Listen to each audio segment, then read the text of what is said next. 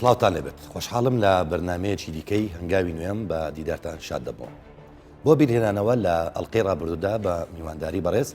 ساسان عونی وەزیری شارەوانی و گەشت و گوزار باسمان لە هەر یەکێک لە پرۆژەکانی ڕێگاوبان چارەسەرکردنی زبڵ و خاشاک و بەرزکردنەوەی ڕێژەی سەوزایی و باخچەکان کرد. لەو ئەڵقەیەشدا هەوڵ دەدەین لە ڕێگەی ژمارە و داتا و بەدواداچوونی ڕۆژنامەوانی باسی هەنگاوەکانی کابینەی نوێمی حکوومەتی هەرێمی کوردستان و وەزارەتی شارەوانی و گەشت و گوزار بکەین لە بوارەکانی گەشت و گوزار و ئاوەڕۆ و هەنگاوەکانی چاکسازی و پەرەپێدان لەو بوارانەدا. ئەویش بە میوانداری بەڕێز ساسان عونی وەزیری شارەوانی و گەشت و گوزار. جەنابی وەزیر دووبارە بەخێر بێەوە. زۆر سوپاس. لە کارنامەی کابینەی نوێمی حکوومەتی هەرێمی کوردستان یەک لەو خاڵانێک کە بەجددی ئاماژەی بۆ کرا پشتنەبەستن بوو بە نەوت وەکو تاکە سەرچاوی داهات یەکێک لەگەڵ ئەو سەرچاوانە کە باس و خواسی جددی لەسەر کرا ئەویش گەشت و گوزار بوو. ئێوە چیتان کردووە کە پێشتر نەکرابێت و پلانتان چی بووە کە گەشت و گوزار وەکو سەرچاوێکی داهات ئیشی لەسەر بکەن؟ خۆی لە خۆیدا ئێستا گەشت و گوزار یەکێکە لە سەرچاوەکانی داهات، بەڵام لەوانەیە ڕێژەکەی لەو ئاستە نەبێت کە لە جێی ڕەزامەندی حکوومەتی هەرێمی کوردستان بێت. ئەویش بە حکمی ئەوەی کوردستان شوێنێکی گەشتیاریە دەکرێت لە هەموو وەرزەکانی ساڵ بۆ بابەتی گەشتیاری بەکاربێت و جگەلەوە دەوڵەمەندە بە شوێنەوار کە ئەوەش دەتوانرێ وەکو پاڵپشتێک لە بۆ کەرتی گەشت و گوزار بەکاربێت.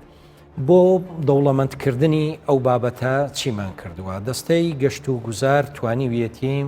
کە ماستەرپلانێکی گەشتیاری لەسەر ئاستی هەرێمی کوردستان دابڕێژێت. بەداخەوە ئەگەر پەتای کۆرۆنا نەبا ئەو ماستەرپلانە لەوانە بوو بەشێکی ئێستا بتوانرا بە هاوبەشی لەگەڵ دەستەی وەبەرهێنان جێبەجێ بکرێت. بەپێی ئەو ماستەرپلانە 6 پرۆژەی استراتیژی گەورە مامناوەند و ئاستی بچووک لە هەموو شار و شارۆچکەکانی کوردستان بە پارێزگاکان تێیدا دابەشکرایە و تێیدا دەستنیشانکرایە. هیوادارین کە لە ساڵی داهاتوو پاش کەمبوونەوەی کاریگەریەکانی پەتای کۆرۆنا بتوانرێ جێبەجێ بۆ ئەو شوێنانەی کە بۆ نمونە هوتێل و ئەو شوێنانێک کە گەشتیار ڕووی تێدەکەن بەداخەوە لە سەردەمی کۆرۆنا نەک نەبوونەمای قازانس بەڵکو بوونەمای زەرەر بۆ حکوومەتی هەرێمی کوردستان و بۆ ئێوە چونکە کەرەنتینە و ئەوانەی کە تووشی ڤایرۆسی کۆرۆنا بوونیان ئەوانەی کە لە دەرەوە دەگەڕانەوە لەوێن دەرنیشتەجێ دەکەن. پێم خۆشە راپۆرتێک ببین و زیاتر قسە لەسەر گەشت و گوزار و بەرزکردنەوەی دۆخەکە بکەین.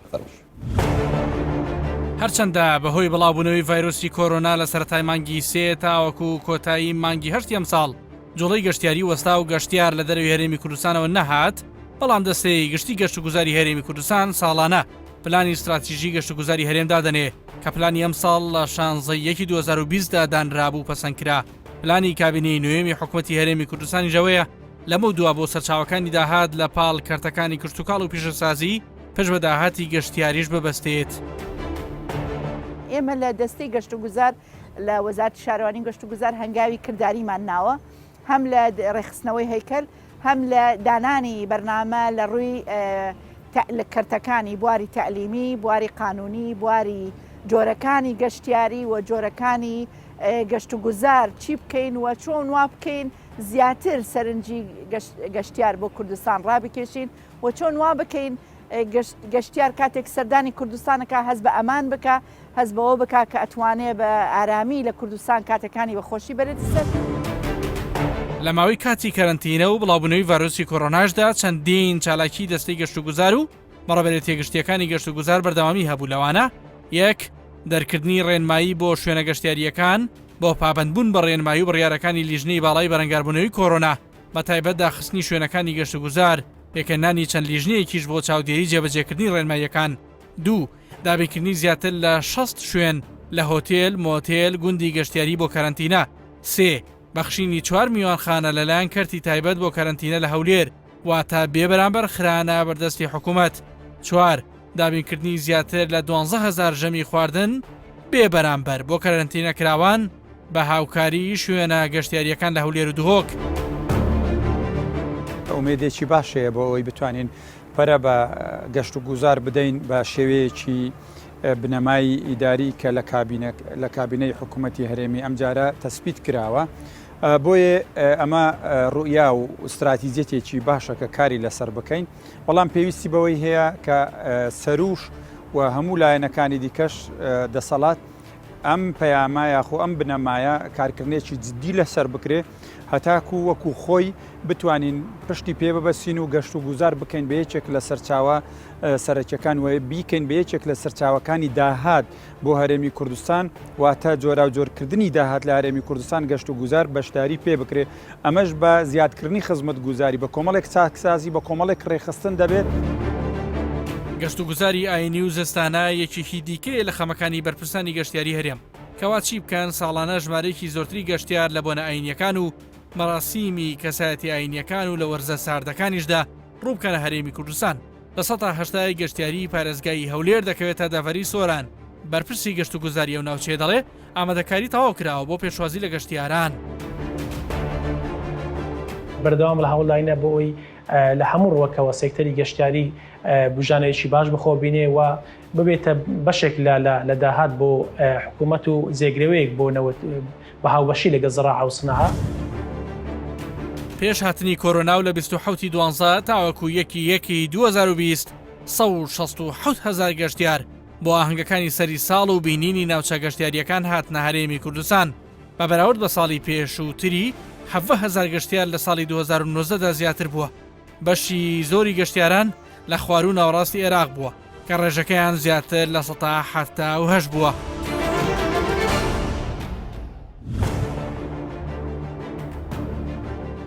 کاک ساسان کۆڕۆنا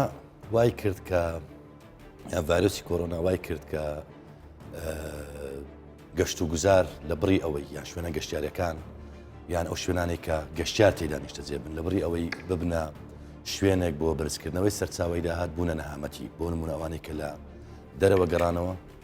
بۆ شوێنی کەرەنتینەکردنی ئەوان کۆمنتی ئەو بۆچی بەتاکیدەوە تەنها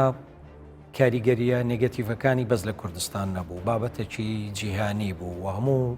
ئەو وڵات و پایتەختانەی کە بە پایتەخت و وڵاتی گەشتیاری ناسرااو بوون ئەو کەرتی گەشت و گوزاریان و تەنانەت کەرتی فڕۆکەوانیان تووشی زیانێکی یەکجار زۆر بوو و ئێمەش وەکو کوردستان و کاریگەریانەمان لەسەر بەدیارکەوت ووە جێی داخە جێی ناخۆشیە هیوادارین لەگەڵ کەمبوونەوەی کاریگەریەکانی ئەو پەتایە سەبرە شوێنە گەشتیارەکانیشمان بگەڕێنەوە دۆخی جارانیان و باشتر ببن و وەکو حکوومەتی هەرێمی کوردستان و بە تایبەتی وەکو وەزارەتی شارەوانی و گەشت و گوزار لە ئایندەیەکی زۆر نزیک خەریکی ئامادەکردنی کۆنفرانسێکین کۆنفرانسی خۆ ئامادەکردنەوە بۆ کەرتی گەشت و گوزار لە دوای پەتای کۆڕۆنا کە هیوادارین بە هاوبەشی لەگەڵ کەرتی تایبەت بتوانین نەخشە ڕێگایەکدا بنین لە پێش ئاهەنگەکانی نەورۆز و ئادارەوە بتوانین ئەو نەخشە ڕێگایە باشەگە تێبینی بکەین ئەو شوێنە گەشتیارانەی کە لە هەرێمی کوردستان هەن زۆر دووبارە و باسکردنیان دیارە بۆ نمونە دەزانی لە دەڤەری لای سۆران کۆمەڵێک شوێن هەیە لە سلێمانی کۆمەڵێک شوێن و منطقەی هەورامان و منطقەی دووەک کەچی کوردستان پڕە لەو شوێنانەی کە دەکرێت ببێتە سەکۆیەکی باش بۆ دروستکردنی شوێنێکی گەشتیاری ئەجندای ئێوە بۆ دروستکردنی شوێنی گەشتیاری بێتی بوو ئەو ماستەر پلانەی کە باسمان کرد ماستەر پلانی گەشتیاری کە تێیدا 6 شوێن لە سەرجەم پارێزگاکانی کوردستان دانران بۆ ئەوەی ببنە شوێنی نوێی گەشتیاری بۆ ڕاکێشانی گەشتیاران ئەگەر ئەوە بە هاوکاری لەگەڵ کەرتی تایبەت و بۆ بەرهێنەران بچیتە بواری جێبەجێکردن دڵنیاین کە ئاستی گەشت و گوزار لە کوردستان دەچێتە قۆناغێکی باش لە کوردستانیش هەر بپێی ئەو بۆچونەی جەنابەت کە لەسەر وەبەرهێنان و هەمەهەنگی نێوان ئێوە بەرهێنان و ئەو شوێنانە ستان کرد سی دەکەین نەک دووبارە بەڵام شتێنوێتری تێدانە بۆ نمونە یان ئەوەتە شوێنی دڕفێنن یان کۆمەڵێک شاری یارین بەڵام ئیتیمان بە تەرفیهەت و ئەنتەرتەینمێنتی زیاتر نەدراوە بۆ نمونە لە دنیا ئێستا ڕەنگە جەنابەت بە خۆت بینێ بێت یان لە بەردەستت بێت کۆمەڵێک شوێنی گەشتیارەتە دروستەکەن بۆ کۆمەڵێک هیوایەتی تر بۆ ئەمە چتان کردووە ئێستا یەک لە پرۆژە گەورەکانی کە وەبەرهێنەری بیانی دەیانەوێت لە شوێنێک لە دەوروبەری هەولێر دروستی بکەن ئەو ئامانجە دەپێچێت کە پرسیارەکەی بەڕێزت بوو و بە هەموو شێوەیەک هەم وەکو دەستەی وەبەرهێنان و هەم وەکو وەزارەتی شارەوانی و گەشت و گوزار ئامادەی تەواومان تێدایە بۆ ئاسانکاری بۆ هەر وەبەرهێنەرێکی ناوخۆیی یابیانی کە بتانی پرۆژەی لەو شێوەیە گەورە کە جۆرەها سێکتەر لە خۆ بگرێت ئامادەی هەموو کار ئاسانی و هاوکاریەچین و لە مانگەکانی داهاتوو لەوانەیە بەردی بناغی ئەو پرۆژە گەورەیە دابدرێت و بە پێی خشتە زەمەنی کە وەبەرهێنەرەکە تەقدیمی کردووە تەسەوڕ دەکەین کە بەشی یەکەمی لە ماوەیەکی نزیک دوای دەستپێکردنی بکەوێتە. زۆر باشە. کاک ساسان لە ئەدەبیاتی کوردی بۆ ئێمەی گەشتیاریان بۆ خەڵکی گەشتیار هاوین هەوار زۆر بەکاردێت چونکە ئێمە زستانە هەوارمان نەبوو. بەڵام خۆشبەختانە ئێستا دەبینین کۆمەڵک شوێنی زستانە هەواری هەیە بۆ نمونە شوێنێکن بە بەفرویان خەڵک بۆ ئەو کاتانێک کە بەفرە بارێت دمێنەوە. ئایا گرنگجیتان بە زستانە هەواریش داوە لەو پرۆژانە؟ بەتەکیید چ لەسەر وەزارەتی شارەوانی و گەشت و گوزارە بۆ ئەوەی بیکە ئەوەی کە لەسەر شانی ئێمەیە زیاتر ئاسانکاریە لە ڕووی یاساکان ڕێنماییەکان و ئاسانکاری لۆجستی بەڵام ئەو بابەتە دوو ڕەهەندی تریشی هەیە ڕەهەندێکیان کولتوریە چەند خەڵکی ئێمە حەز دەکات لە بۆ نمونە ممارەسەکردنی گەشتیاریەکەی لە هاوینەوە بە هەمان شێوە تەریب لە زستانیش جێبەجێ بکات ئەوە لایەنێکیتی لایەنی دووەمی پەیوەستە بە کەرتی تایبەتەوە چونکە تەنها حکوومەت ناتوانێت پەرە بە کەرتی گەشت و گوزار بدات ئەوە لە هەموو دنیاە سابیتە بۆیە کەرتی تایبەتیش بە هەمان شێوە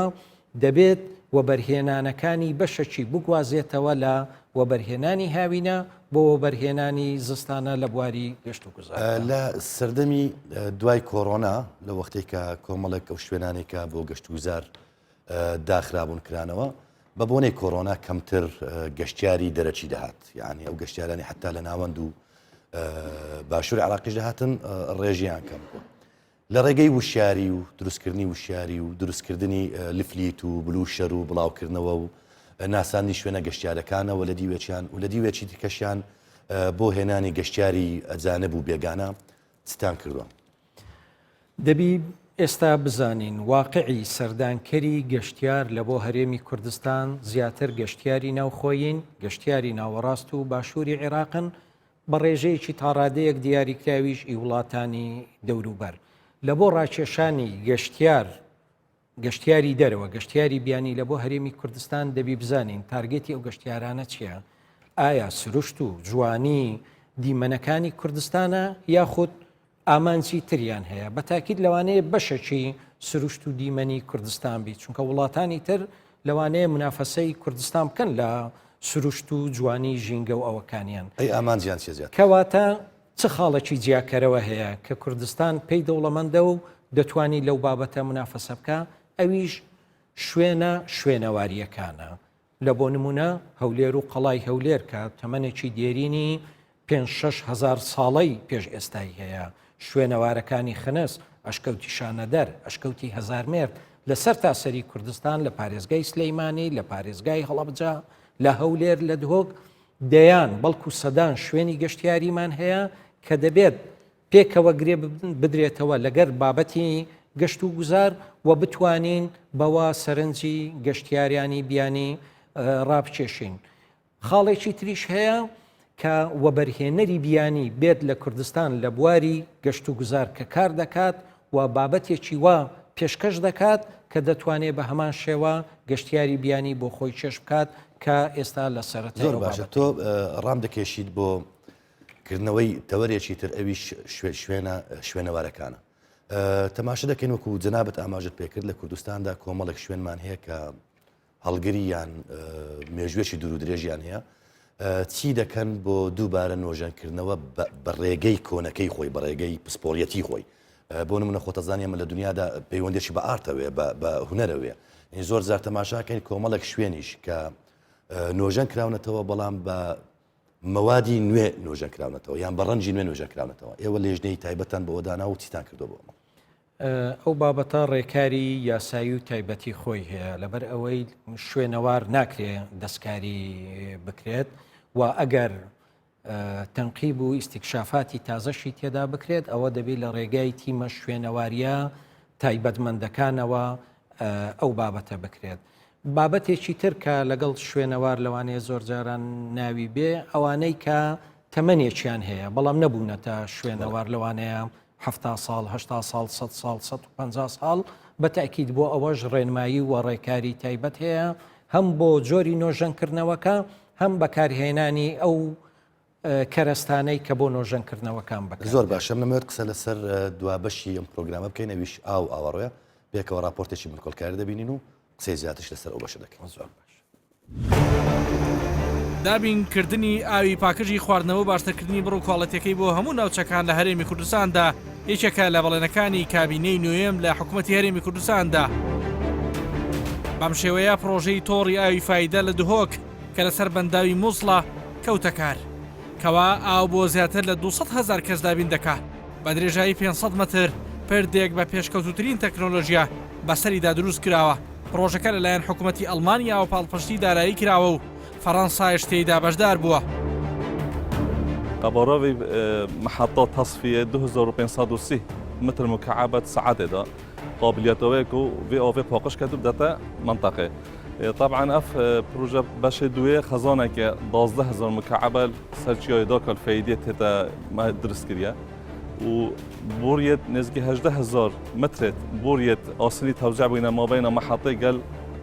خزانة أوفي عنبارة أوفي قال كمالجها شاريا دوميس فايدة قال جند الدور بر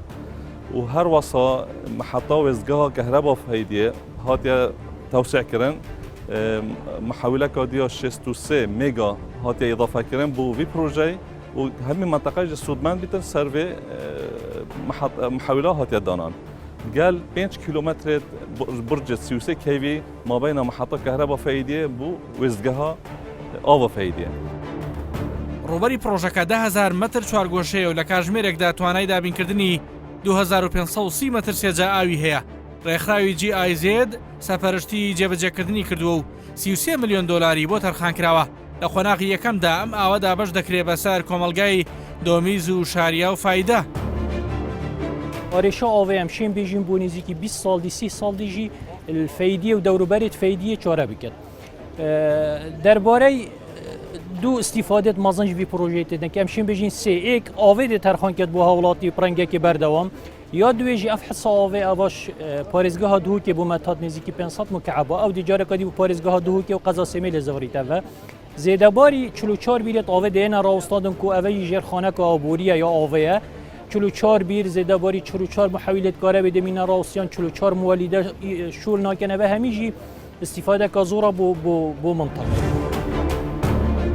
هەر لە کابینەی نوێمی حکوومەتی هەرێمی کوردستاندا چەندین پرۆژەی دیکە لە بواری ئاو ئاوەڕۆ جێبەجێکراون لەوانە تاوکردن و جێبەجێکردنی بەشی دووەمی پرۆژەکانی سلێمانی و هەڵەبجە بە دانان و گۆڕینی تۆڕی ئاو جێبەجێکردنی پرۆژەی ئاوی خواردنەوەی هەڵەبجە بە گوژمەی زیاتر لە 176 ملیۆن دلار هەروەک پرۆژەیەکی دیکە بە گوژمەی زیاتر لە 3 ملیۆن دلار بۆ نۆژەکردنەوەی تۆڕەکانی ئاوی خواردنەوەی چەنگەڕێکێکی شاری هەولێر لەوانە تەیراوە و سێتاقان و منارە و سەیداوە لەلایەن ئاژانسی جایکە یابانی بە شێوەی قەرزی درێژخایەن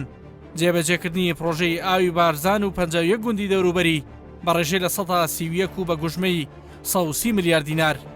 پرۆژەی جێبەجێکردن و چارەسەرکردنی کێشەی کەم ئاوی لە کەس نەزان و دەوروبەری بە گوژمەی 10 ملیۆن دلار بە ڕێژەی لە 160 جێبەجێکردنی پرۆژەی ئاوی هەولێر چوار و چارەسەرکردنی ئاوەڕێی قورسی سلێمانی بە گوژمەی ملیارێک و 200 ملیۆن دلار بە ڕێژەی لە 170 بە شێوەی قەرز جێبەجێکردنی پرۆژەی ئاوی دەربەندیخان بە گوژمەی 20 ملیۆن دلار بە ڕێژەی لە 160 جێبەجێکردنی پرۆژەی ئاوی ئاکرێ بە گوژمەی 90 میلیارد دینار بە ڕێژەی لە 159 جێبەجێکردنی 5 پرۆژەی ئاو بە گوژمەی 600 ملیۆن دینار کە بە ڕێژەی لە 170 جێبەجێ کراوە تەرخانکردنی زیاتر لە 11 میلیارد و 500 میلیۆن دینار بۆ جێبەجێکردنی 155 پرۆژە و پێداویستی لە بواری ئاو ئاوەڕۆ لە کوردستاندا دابیکردنی زیاتر لە 10 میلیارد دینار بۆ کڕینی مەوادی پاکەرەوە بۆ پرۆژەکانی ئاو هەروەها دابشکردنی ئاو با پرۆسەی تەنکەرین تەرخانکردنی زیاتر لە 1 ملیار دینار بۆ بەکرێگرتنی تانکەر بۆ ئاودانی پارک و باخچە و بلوارەکان لە هەولێر و سلێمانی. لەگەر ئەو قەیرانەی لەگەر ئەو سەختی وەختەکەی کە تێداینا حکوومەتی هەرێم لە کابینەی بە تایبەتترین یان تایبەتی بەندێکی درایتە بواری بابەتی ئاوەڕۆ لە کابینەکەی خۆی وەکو خزمەتگوزاریەکی هەرە سەرەتایی چاوی لێ دەکرێتن بە حکومی ئەوەیکەوە هەم هەم ئاوەڕۆ پەیوەندی هەیە بە ژیانی سەرەتایی هاوڵەیان بۆ خزمەتگوزاری سەرەتایی هاوڵاتیان تەماشا دەکرێتن و هەروەها وەکو خزمەتگوزارێک تەماشا دەکرێتن بۆ پاراستنی تەندروستی گشتیش. پرۆژەکان هەر ئەوەندە نین بەڵکو تاوکردنی قۆناغەکانی دیزاین بۆ جێبەجێکردنی پرۆژەی چارەسەرکردنی ئاوەڕێی قورس لە شاری هەولێر قۆناغی یەکەم بابڕی 300 ملیۆن دلار لەگەڵ دەستنیشانکردنی کۆمپانیای ڕاوێژکار و پرۆژەی دابینکردنی کەرەستەی یەدەک بۆ پرۆژەکانی ئاو لە پارێزگای هەولێر و ڕاکێشانی هێڵی سەرەکی و ئاوەڕۆی لولەیی دابینکردنی کەرەستەی یەدەک بۆ پرۆژەکانی ئاوی سلێمانی و هەڵەبجە بە گوژمەی 9 ملیۆن دلار ئێشێکی دیکان لە کارەکانی وەزارەتی شارەوانی لەم کابینەیە.